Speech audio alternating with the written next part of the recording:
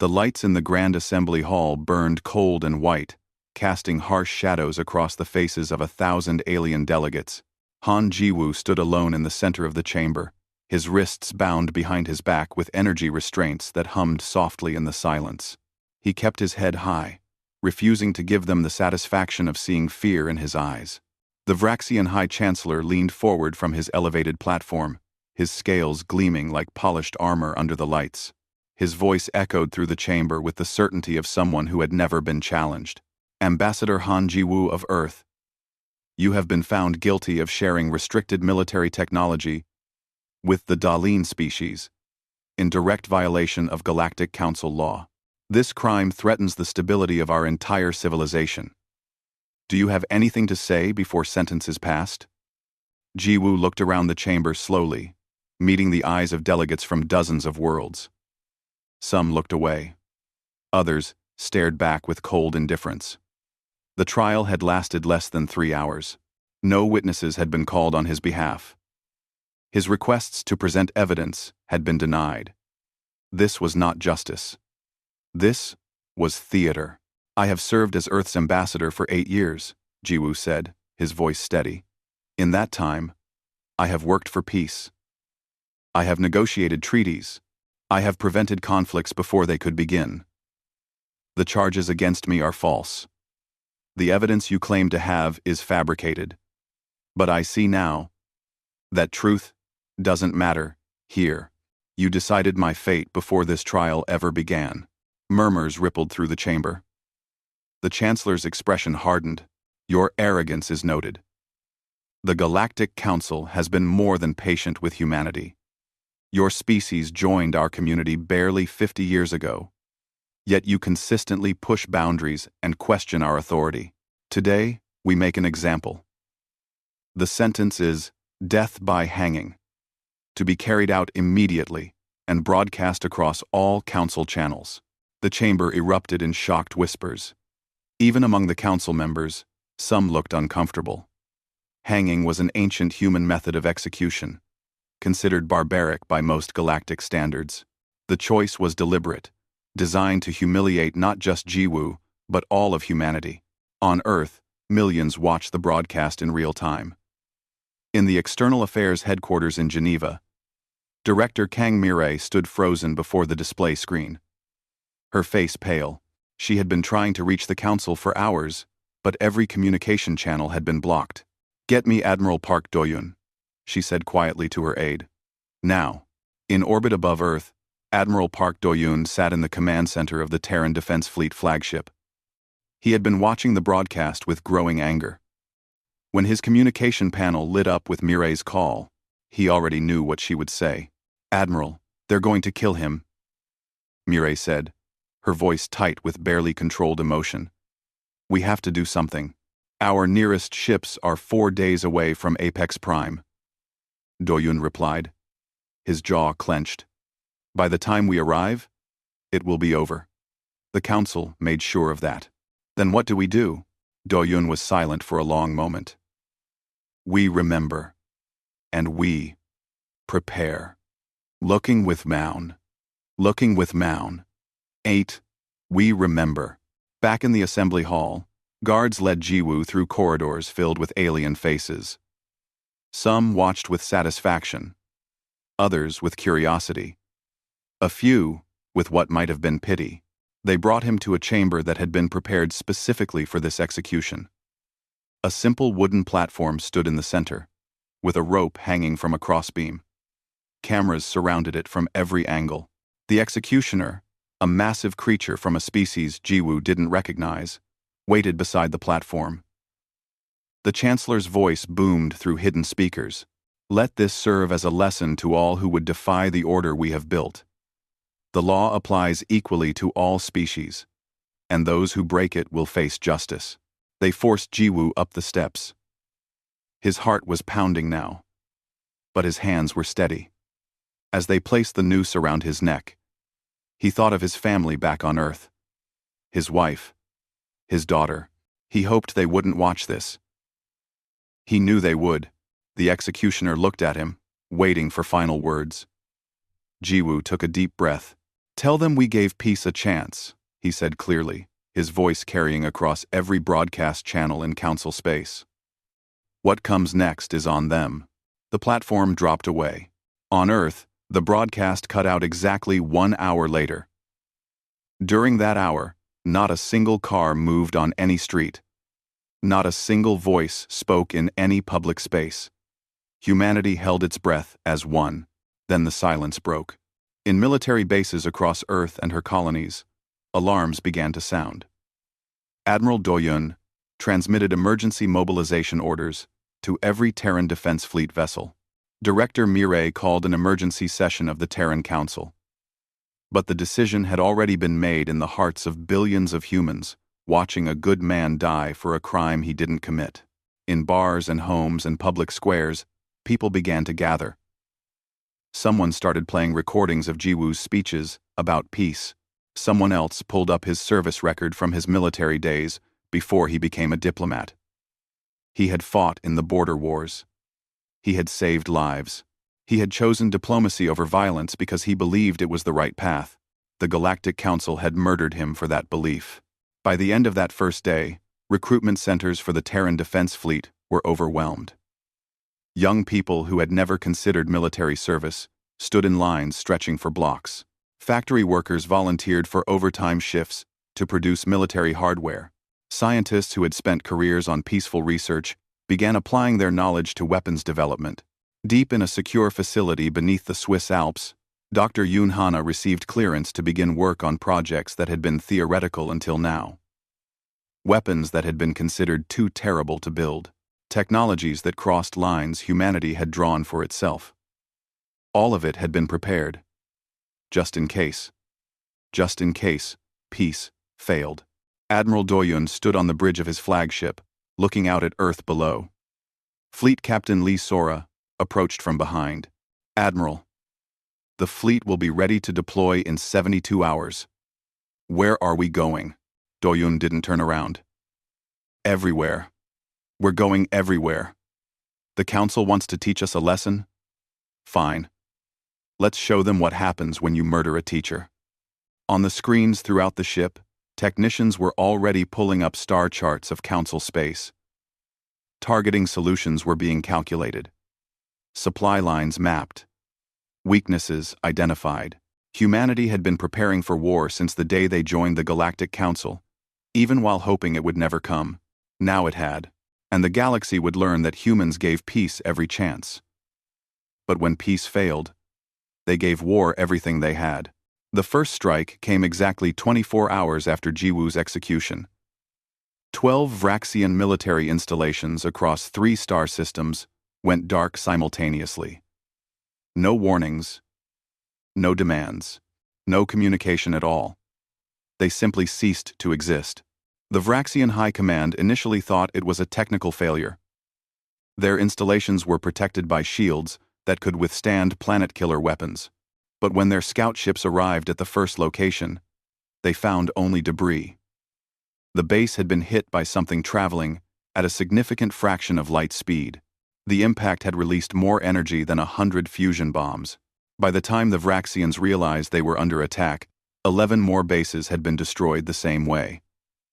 Each strike was perfectly timed, perfectly aimed, and absolutely devastating. The objects that hit them were simple iron rods, accelerated to incredible speeds. No explosives needed. Pure kinetic energy turned matter into plasma. Admiral Park Do-yoon watched the battle reports from his flagship with grim satisfaction. The weapons had been in place for years, hidden in the outer reaches of Vraxian space. Humanity had been playing the long game, always preparing for the possibility that peace would fail. Now, those preparations were paying off in fire and destruction. Status on Operation Ghost Knife? He asked. A young officer looked up from her station. Captain Lee Sora reports successful infiltration of Krell space. She's approaching the target hive. Oth, thousands of light years away, the stealth destroyer times. Retribution times. Glided through space like a shadow. Its hull was coated in materials that absorbed sensor sweeps. Its engine emissions were channeled and dispersed to mimic background radiation. To any observer, it was just another patch of empty space. Captain Lee Sora sat in the command chair, her eyes fixed on the tactical display. The Krell Hive station ahead was massive, a biological construct that housed millions of drones and their queen. The Krell were a hive mind species, and killing a queen meant severing millions of drones from their collective consciousness. It was brutal. It was efficient. It was exactly what humanity needed to do. Range to target, 6,000 kilometers, her weapons officer reported. Payload is armed and ready. Sora had lost her brother in a border dispute with the Krell 5 years ago. The council had ruled it an accident, closed the investigation, and moved on. Her family had never gotten justice. Until now. Fire, she said. The Times Retribution Times launched a single missile. It accelerated slowly at first, then faster and faster as it approached the hive station. The Krell detected it too late. Their defensive fire shredded empty space, but the missile had already changed course. It struck the Queen's chamber directly. The explosion was small, almost insignificant compared to the size of the station. But the effect was immediate and catastrophic. Millions of drones suddenly lost their connection to the hive mind. Some died instantly. Others went mad, attacking anything nearby. The station began tearing itself apart from within. Sora watched the destruction on her screens, feeling nothing. No satisfaction. No guilt. Just emptiness where emotions used to be. Target eliminated. Setting course for Rally Point Gamma. Back on Earth, the Terran War Council met in continuous session. Director Kang Mirai stood before the assembled leaders, her exhaustion visible in every line of her face. "We've crossed a line," she said. "What we're doing now is not defense. It's revenge." "They hanged our ambassador on live broadcast," replied General Nam Kyung, the head of Terran ground forces. "They humiliated us in front of the entire galaxy. What did they think would happen?" "I'm not saying they didn't deserve retaliation," Mirai argued. "I'm saying we need to think about what we're becoming. If we turn into monsters to fight monsters, what's left of us at the end?" "We're left alive," said Choi Junho, the head of intelligence. Which is more than Jiwoo got. Junho had been running intelligence operations in Council space for a decade. He had networks of agents embedded in dozens of alien governments. Some were humans in deep cover. Others were aliens who sympathized with humanity or simply wanted to profit from providing information. Now, all of those networks were being activated at once. "We have assets in position to eliminate key leadership across the Council," Junho continued, pulling up files on the main display. "Military commanders, political leaders, infrastructure specialists. We can decapitate their ability to coordinate a response." "That's assassination," Mirai said. "We're talking about systematic murder of government officials. We're talking about war," Doyun replied via video link from his flagship. "In war, you target the enemy's command structure. That's not murder. That's strategy." The debate continued for hours, but the outcome was never really in doubt. Humanity had made its choice the moment Jiwoo died. Everything after was just details. Within days, the galaxy learned that humans had been hiding their true capabilities. Weapons that had been theoretical were suddenly operational. Defense systems that seemed impenetrable proved useless against human ingenuity. The Terran defense fleet appeared and disappeared at will, striking targets the Council thought were safe. The Council tried to respond, but they were fighting an enemy they didn't understand. Most galactic conflicts were formal affairs, with clear battle lines and agreed-upon rules of engagement. Humanity ignored all of it. They struck at night. They used tactics considered dishonorable. They targeted supply lines and civilian infrastructure. In the Council chamber on Apex Prime, what remained of the leadership gathered in emergency session. The Vraxian Chancellor, looking haggard and uncertain, addressed the assembly. "We underestimated them. The humans were holding back their full capabilities. We need to negotiate before this escalates further. A Krell representative, speaking for its hive mind, responded with barely controlled panic. 3 of our queens are dead. 3. Do you understand what that means? Millions of drones lost, billions of credits in genetic investment. We cannot negotiate from this position of weakness. Then what do you suggest? Demanded a delegate from the crystalline luminary species. We continue this war until they exterminate us all? They're showing capabilities we didn't know existed. Weapons we can't defend against. Tactics we can't predict. We should have shown mercy to their ambassador. The luminary continued quietly. We should have listened to his defense. We should have investigated properly. But we didn't. We wanted to make an example of humanity, to put them in their place. Well, we've learned our lesson. The question is whether we'll survive long enough to benefit from that knowledge. The Chancellor slammed his fist on the podium. We will not show weakness to these primitives. Increase military production. Deploy the reserve fleets. If they want war, we'll give them war they cannot win. But even as he spoke, reports were coming in of new attacks. A Vraxian colony world had been hit by a biological weapon that targeted their species specifically. The entire population was sick, though not dead. A warning. A demonstration of capability. A message that said, we can kill you all whenever we choose. Dr. Yunhana stood in her laboratory, looking at samples of Vraxian DNA. Creating the bioweapon had been disturbingly easy once she had decided to do it. The ethical concerns that had governed her research for decades seemed distant now, irrelevant compared to images of Jiwoo hanging from that rope. Doctor, her assistant said hesitantly, the council is broadcasting a message. They're calling for peace talks. Hana turned on the display. The Vraxian Chancellor was speaking, his voice measured and diplomatic. We acknowledge that errors were made in the trial of Ambassador Jiwoo.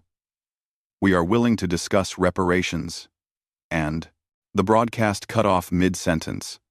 In its place appeared footage of Jiwoo's execution, playing on repeat on every screen across council space.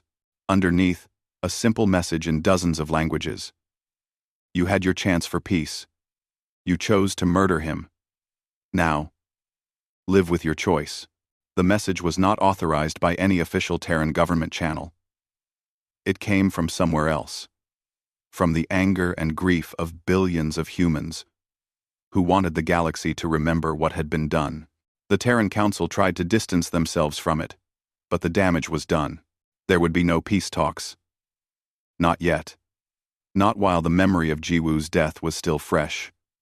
Not while humanity's rage still burned hot enough to light up the stars.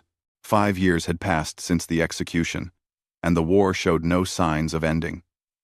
What had started as a coordinated military response had evolved into something far more complex and dangerous. Humanity was no longer fighting as one united force. Instead, dozens of independent battle groups operated across the galaxy, each with their own targets and their own methods. The most infamous of these was the Ghost Fleet, commanded by Quan Tae-young. Before the war, Tae-young had been a merchant captain, running cargo between Earth colonies. He knew trade routes better than most military officers knew their own bases. When the war began, he had modified his ship and gathered others like him. Now they moved through space like phantoms, appearing to be innocent cargo vessels until they struck. Tae-young stood on the bridge of his flagship, watching a Vraxian military convoy approach on his sensors. His ship, the Times Morningstar Asterisk, looked like any other bulk freighter. Its weapons were hidden inside cargo containers. Its shields were disguised as standard navigation equipment. The Vraxian ships saw nothing suspicious. They're not even running a deep scan, his first officer reported. After 5 years, you'd think they would have learned. They think they know what to look for, Tae-young replied. They're looking for warships, military signatures. We give them exactly what they expect to see until it's too late. The convoy passed within weapons range. Taehyung waited until the last moment, when his ships surrounded the Vraxians completely. All vessels. This is Taehyung. Execute Pattern Delta. The cargo containers on 20 freighters opened simultaneously. Missiles and energy weapons emerged, targeting the military convoy from every angle. The Vraxian ships tried to respond, but they were caught completely unprepared. In less than 3 minutes, the entire convoy was destroyed. The Ghost Fleet collected what supplies they needed and vanished back into the normal flow of interstellar traffic. Back on Earth, not everyone supported the endless war. Director Kang Mirai, now older and exhausted from years of constant crisis, stood before the Terran Council, making her case for peace once again. "We've been fighting for 5 years," she said, her voice hoarse. "We've destroyed hundreds of their ships. We've killed millions. We've proven our point 1,000 times over. But what have we actually accomplished? Ji-woo is still dead. The Council is still in power. And we've turned ourselves into exactly what they accused us of being. Dangerous warmongers who solve problems with violence." Council member Park Soo-jin shook his head. "You weren't there when they hanged him, Director. You didn't see the way they enjoyed it. The way they broadcast it like entertainment. These creatures don't understand mercy. They only understand strength. Then we teach them," Mirai insisted. "We show them that humans can be strong, without being cruel. We negotiate from a position of power. They know now that they can't defeat us militarily. We use that knowledge to build a real peace, not just a temporary ceasefire." Before anyone could respond, alarms began blaring throughout the chamber. On the main display, news feeds showed breaking reports from across Council space. The Luminari delegation had attempted to issue a formal apology for Ji-woo's execution and offer reparations. The broadcast had been interrupted by Vraxian hardliners who killed the entire Luminari delegation on live video. The chamber fell silent. Mirai watched the footage with growing horror. The Luminari had been trying to do the right thing. They had been trying to build bridges, and they had been murdered for it. "The Council is eating itself," Admiral Doyun said via video link. "They can't agree on how to handle us, so they're turning on each other. This is exactly what we wanted. Is it?" Mirai asked quietly. "Is chaos what we wanted? Is watching good people die because they tried to apologize to us what we wanted?" Nobody answered her. Deep in Vraxian space, Colonel Bae Hyun-woo moved through the shadows of an alien city. He had been operating behind enemy lines for 3 years, gathering intelligence and conducting sabotage operations. His face had been surgically altered to appear more alien. His body had been modified to handle different atmospheres. He barely remembered what he looked like before the war. Tonight's mission was simple. Eliminate a Vraxian admiral who was coordinating fleet movements against human forces. Hyun-woo had tracked him to a private residence in the capital city. Security was tight, but he had been training for this his entire life. He moved past guards who never saw him, through detection systems that didn't register his presence. The modifications to his body included technology that bent light around him, making him effectively invisible. It was bleeding-edge science. The kind that only existed because humanity had poured everything into weapons research. The Admiral was alone in his study, reviewing tactical displays. Hyun-woo approached silently, his weapon ready. For a moment, he hesitated. The Admiral was old, tired. He looked like someone who had seen too much war and wanted it to end. Then Hyun-woo remembered Ji-woo. Remembered the rope. Remembered the humiliation. His finger tightened on the trigger. The weapon made almost no sound. The Admiral slumped forward onto his desk. Hyun-woo was already moving toward the exit when he noticed something on the display the Admiral had been studying. They were plans for a peace proposal. Details of how the Vraxians might negotiate an end to the war. Hyun-woo stood there for a long moment, looking at the dead Admiral and his peace plans. Then he uploaded the files to Terran intelligence and continued his mission. Someone else could decide what to do with that information. He was just a soldier. Meanwhile, in neutral space, a secret meeting was taking place. Shin Jai, Earth's senior diplomat, sat across from representatives of several smaller council species. These were not the powerful Vraxians or Krell. These were species who had been dragged into a war they never wanted. "Your people are destroying the galaxy," said the delegate from the insectoid Chitara species. "Not just the council, but everyone. Our trade routes are gone. Our colonies live in fear. We never wanted any part of this." "Then help us end it," Jai replied. "Your people have no loyalty to the council. You pay taxes to them and get nothing in return. Break away. Form your own alliance. Make peace with humanity on your own terms. The council would destroy us for treason." "The council is busy trying not to get destroyed by us," Gi pointed out. "This is your chance to escape their control. Take it." Gi pointed out. Gi pointed out. The negotiations went on for hours. By the end, 3 species had agreed to secretly withdraw from the council and open diplomatic channels with Earth. It was a small victory, but it was something. Proof that not every alien was an enemy. Proof that peace was still possible, even in the middle of war. But on Earth, nobody was celebrating small victories. Every day brought new casualty reports. Every week brought news of another battle, another raid, another strike. The war had become part of daily life, something people accepted like weather. In schools, children practiced emergency drills for orbital strikes. In factories, workers built weapons around the clock. In homes, families waited for news of loved ones serving in distant star systems. An entire generation was growing up knowing nothing but conflict. Director Mireille walked through the streets of Geneva, looking at faces worn down by years of stress. People still went to work, still raised children, still tried to find moments of happiness, but the joy was gone. The optimism that had defined humanity's early years in space had been replaced by grim determination. She passed a memorial wall covered with names of the dead, thousands of them, soldiers who died in battle, civilians killed in retaliatory strikes, diplomats murdered while trying to negotiate peace. And at the top, in larger letters than all the rest, Han Ji-woo. Mireille stopped and looked at his name for a long time. She had known him well. They had worked together for years, always believing that diplomacy could solve any problem.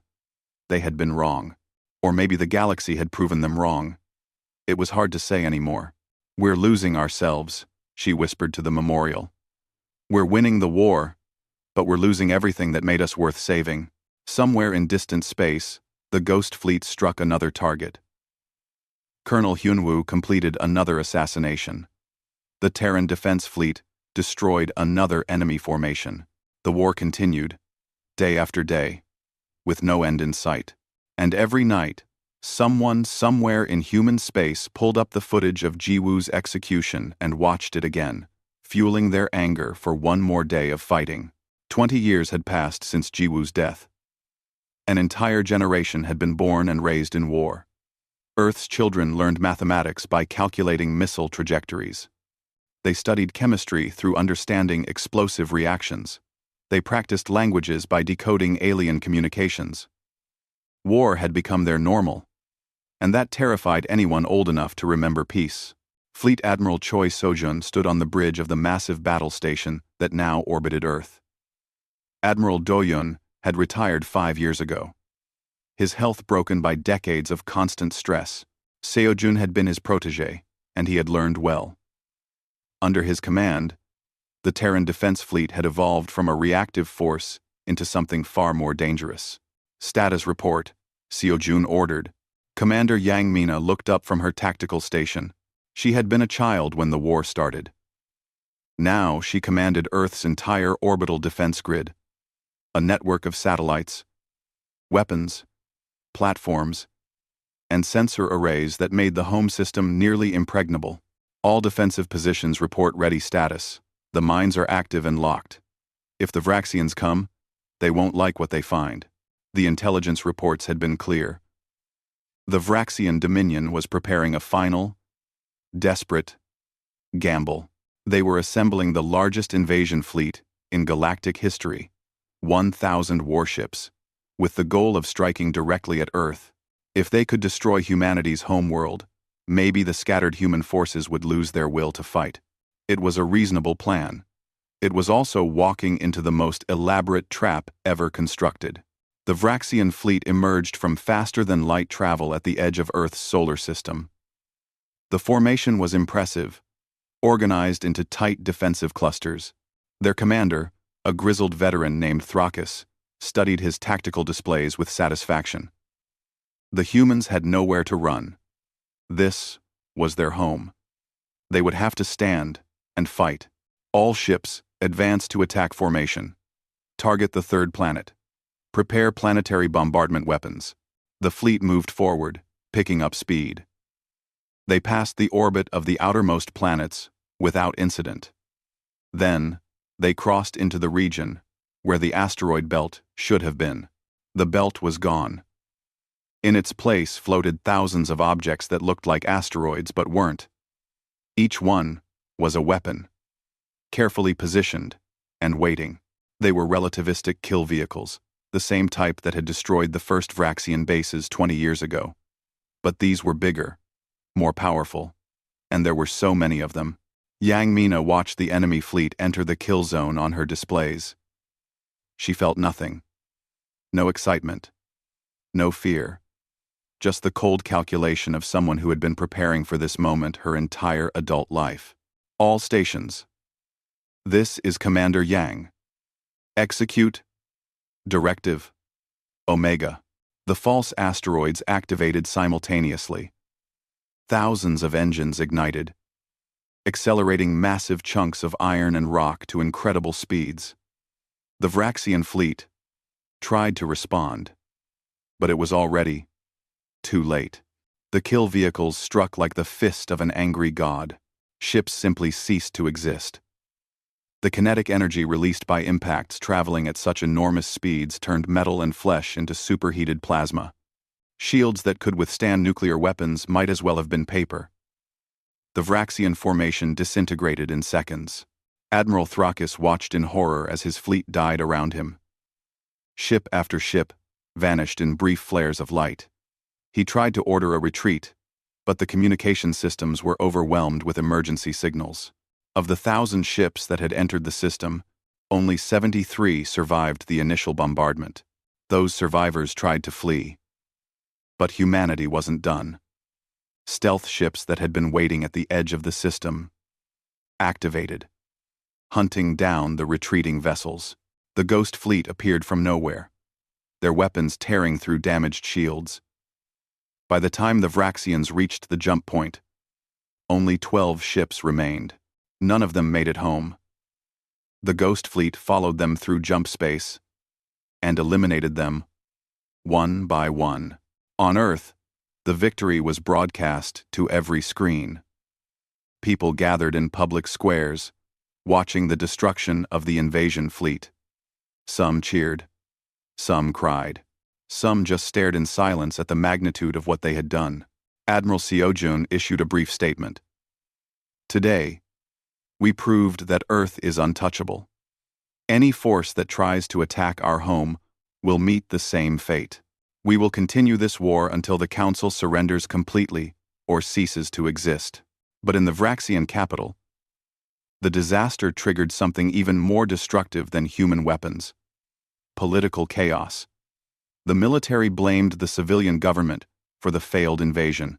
The civilian government blamed the military for poor planning.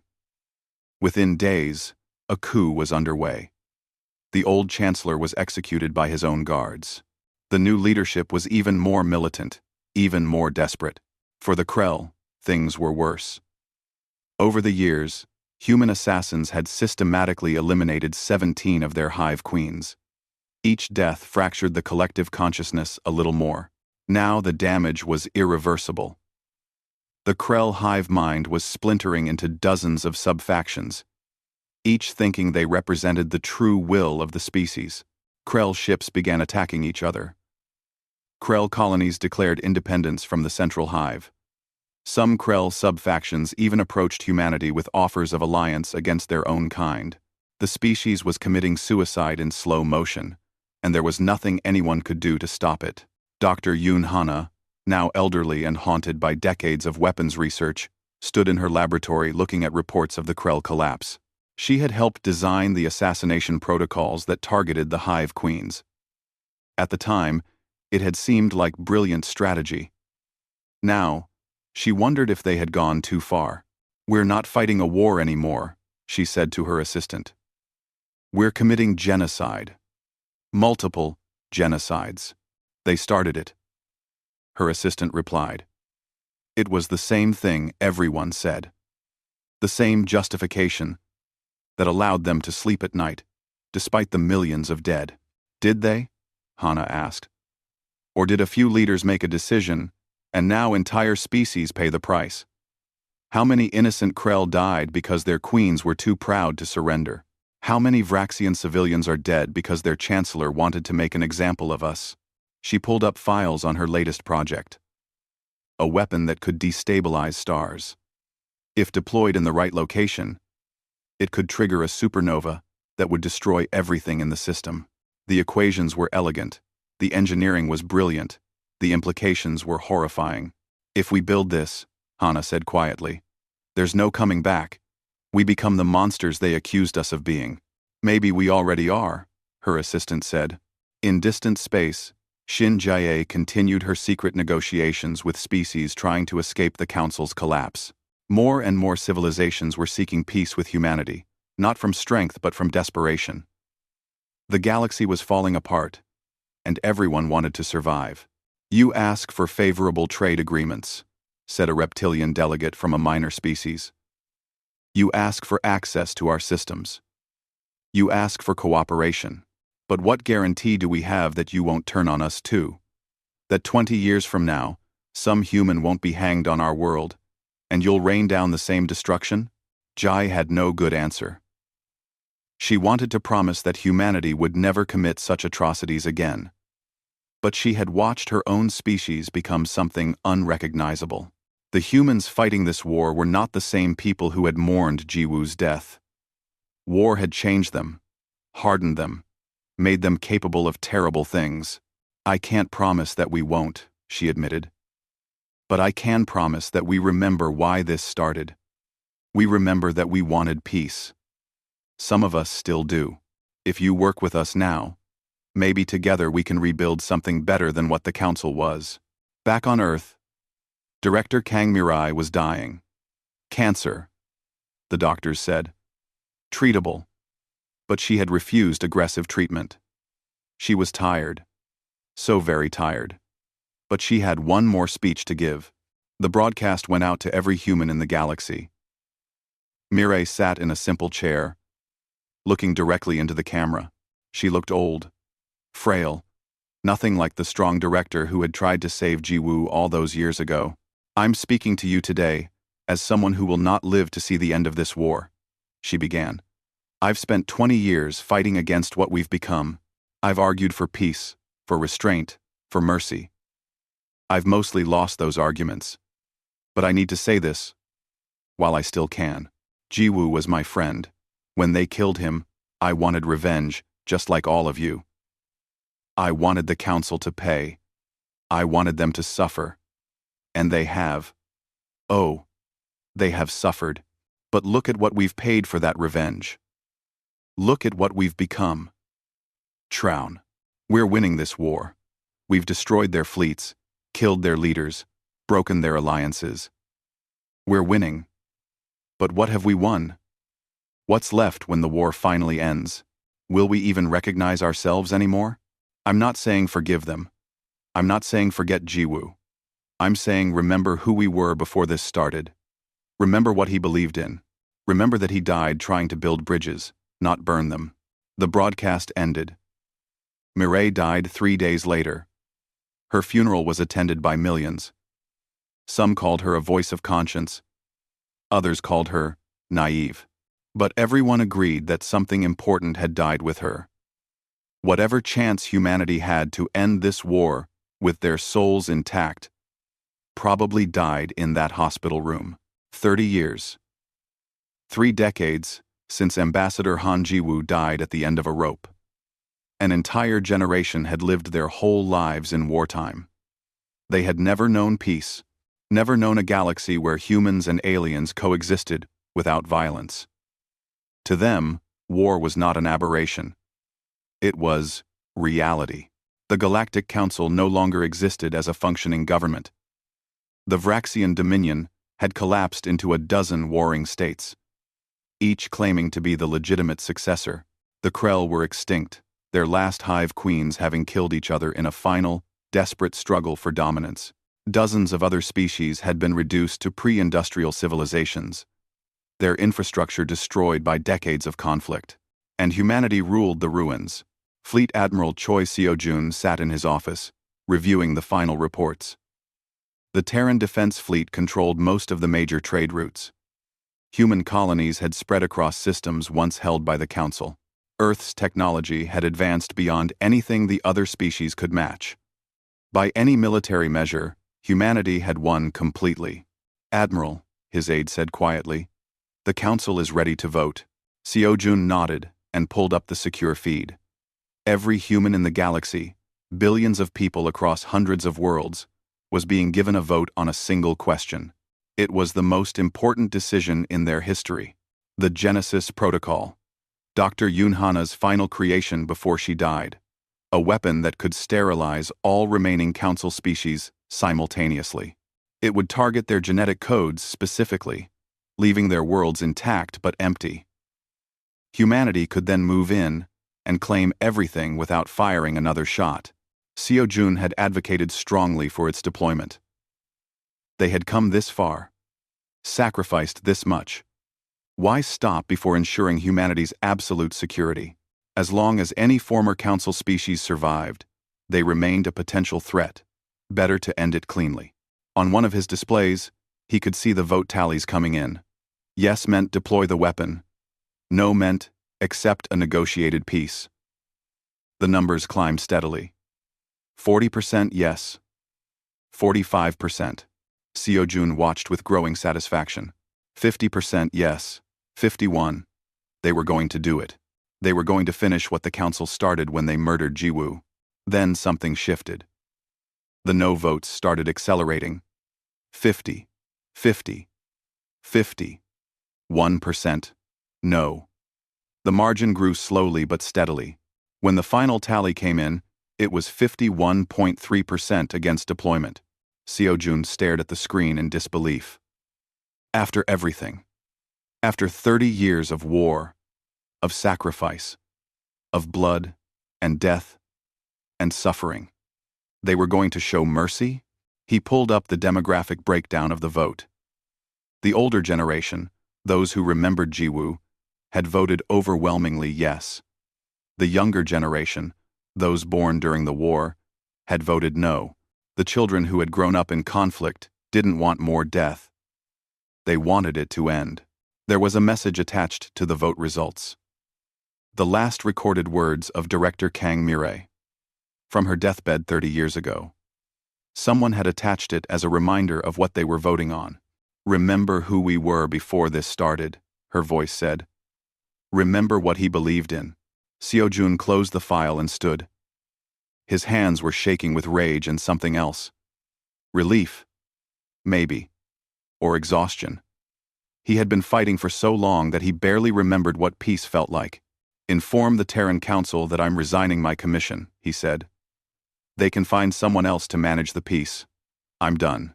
In neutral space, Shin-Jai received the news of the vote with tears streaming down her face. She was old now. Her hair white. Her hands trembling with age. But she had never stopped working toward this moment. She immediately transmitted a message to all surviving Council species. The human people have voted to pursue peace. We are prepared to negotiate an immediate end to hostilities. No reparations. No demands. We simply stop fighting and go home. The response came within hours. Representatives from dozens of species, some of them barely clinging to survival, agreed to meet. The location was symbolic. The ruins of Apex Prime, where Jiwoo had died. The station was damaged, barely functional. But it was where this all began. It seemed right that it should be where it ended. GA traveled there alone, except for a small security detail.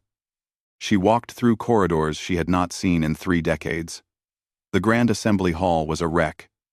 The ceiling was partially collapsed. Many of the seats were destroyed, but it was still recognizable. The alien delegates arrived over the following days. There were no grand ceremonies, no elaborate protocols, just exhausted beings who wanted the killing to stop.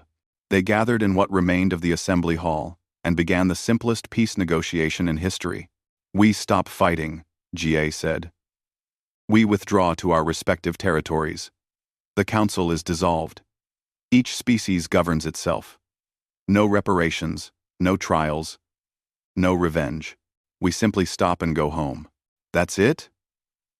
asked the Vraxian representative, a young officer who had been born during the war. "After everything that's happened?" "No, that's it," Jai confirmed. "We can spend another 30 years arguing about who owes what to whom. We can have trials and executions and more revenge. Or we can just stop. I know which option Ambassador Jiwoo would have chosen." The treaty was signed within a week. It was the shortest peace agreement in galactic history. Within months, human forces began withdrawing from occupied territories. Some officers refused the order and went rogue, but they were hunted down by their own people. Humanity had voted for peace, and peace was what they would have. Captain Lee Sora, now in her 60s, commanded the last Terran Defense Fleet vessel to leave former Council space. The Times, Retribution Times, had survived the entire war without taking serious damage. It had destroyed hundreds of enemy ships. It had killed millions. Sora looked at the view screen, showing the alien worlds they were leaving behind. She felt nothing. Not satisfaction. Not regret. Just emptiness. She had spent her entire adult life fighting. And now it was over. What was she supposed to do with peace? She retired to a remote colony world and never spoke about the war again. Colonel Bae Hyun-woo returned from his last deep cover mission and discovered he no longer looked human. The modifications to his body were permanent. His face was a patchwork of different alien features. His biology was so altered that he couldn't eat normal human food anymore. He was a living weapon who no longer had a purpose. He became a teacher at a military academy, telling young officers about the true cost of war. Not the battles and strategies, but what it did to your soul, what it did to your humanity when you spent decades as something other than yourself. Kwon Tae-hyung and the Ghost Fleet simply vanished. Some said they continued patrolling the Outer Rim, looking for threats that didn't exist anymore. Others said they found a world far from everything and retired there. Nobody knew for certain. The Ghost Fleet became a legend. A story told to remind people of what humans could do when pushed too far. On Earth, they built a memorial to the war. It stood in Geneva, next to the older memorial for Jiwoo. Millions of names were carved into its walls.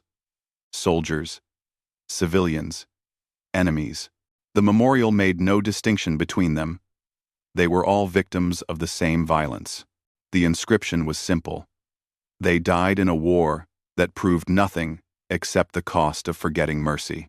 50 years after the peace treaty, humanity had rebuilt. Trade with former council species was cautious but growing. Some aliens still feared humans. Others had learned to respect them. A few had even become friends.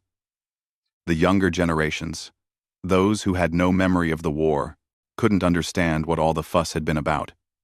They lived in a galaxy where humans and aliens coexisted, and it seemed natural to them. But the older generation remembered. They remembered the rage, the desire for revenge, the satisfaction of watching enemies die. And they remembered the moment when humanity chose to step back from the edge of genocide and try something different.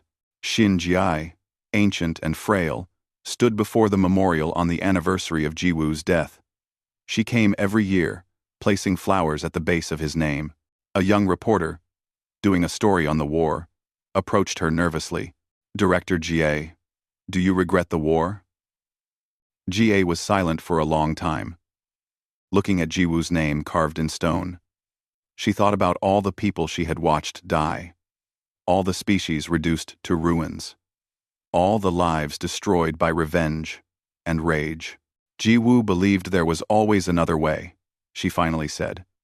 He believed that talking was better than fighting, that understanding was better than hatred. We spent 30 years proving him wrong. Millions died proving him wrong. And in the end, we made peace anyway. We did what he wanted us to do from the beginning." End quote. She touched the stone gently, tracing the letters of his name with her fingers. So did we prove him wrong? Or did we prove him right? I've spent 50 years trying to answer that question. The truth is, he was right about what we should do, but he was wrong about whether we would do it. We're humans. We make the right choice eventually, but the price we pay to get there is always too high. That's our curse. We learn from our mistakes. We grow. We become better. But we always have to learn the hard way. The reporter waited, hoping for something more definitive. Something that would make sense of the whole terrible story. But GA just stood there.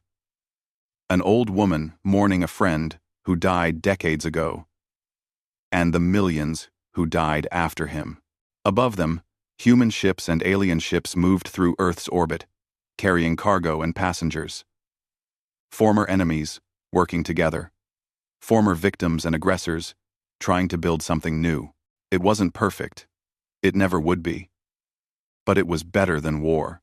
And somewhere in the archives, preserved for history, was footage of Ambassador Han Jiwoo's final words.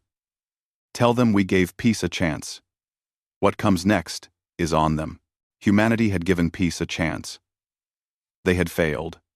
They had given war a chance. They had succeeded. And then, when they could have ended everything with one final act of destruction, they had given peace another chance. Maybe that was enough. Maybe that was all anyone could ask for. To keep trying, even after failing. To keep looking for the light, even after decades of darkness. The war was over. The killing had stopped. And in time, maybe even the pain would fade. But the memory would remain. The reminder that every war, no matter how justified it seems at the start, costs more than anyone can imagine. And that sometimes, the bravest thing you can do is stop fighting, even when you have the power to win.